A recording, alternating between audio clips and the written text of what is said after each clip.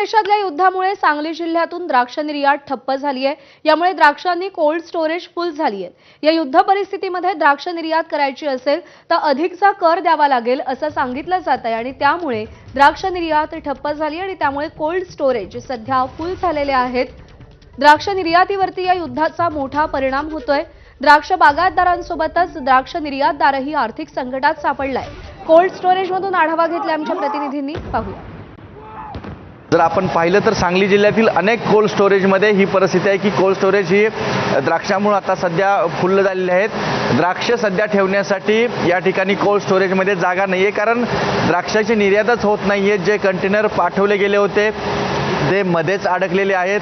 काही कंटेनर हे मुंबईमध्ये अडकलेले आहेत आणि काही कंटेनर या ठिकाणी निर्यात होत नसल्यामुळं सध्या या युद्धाचा थेट परिणाम ह्या द्राक्ष निर्यातीवरती मोठ्या प्रमाणावरती आपल्याला दिसून येतोय। एकूण आत्ताची घडीला काय परिस्थिती आहे, काय सांगण्यात येते तुम्हाला? तुमचे किती कंटेनर अडकले? आता सध्या या युद्धजन्य परिस्थितीमुळे सांगली जिल्ह्यामध्ये 300 कंटेनर स्टोरेजमध्ये माल पडलेला आहे। जे कंटेनर आपल्या JNPTला गेलेले आहेत ते सुद्धा कंटेनर आमचे CHA आहेत, ते म्हणतायत की तुम्ही परत घेऊन जावा, कारण इथं प्लगिंगची व्यवस्था नाही। किंवा आता सध्याच रात्री एक आम्हाला नोटिफिकेशन आले की काही व्हेसल्स आणि काही सर्व्हिस प्रोव्हायडर्स हे अतिरिक्त चार्ज घेऊन, आता त्याला त्यांनी अतिशय नाव दिलं आहे, असं नाविन्य नाव दिलं आहे की वॉर सरचार्ज म्हणून एक सरचार्ज लावला आहे आणि $350 ते $4,000 प्रत्येक रिफर कंटेनरला।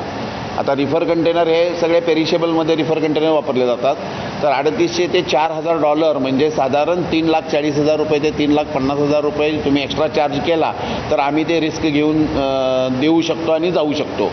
तर अशा प्रकारचं त्यांचं बोलणं जे आहे ते आम्हाला मेल आलेला आहे रात्री, आणि त्या मेलच्या अनुषंगानं आम्ही आता विचार करतो आहे, कारण JNPTतून परत कंटेनर इकडं आणणं आणि त्यानंतर तो पाठवणं म्हणजे हे सुद्धा खर्चिकच बाब आहे।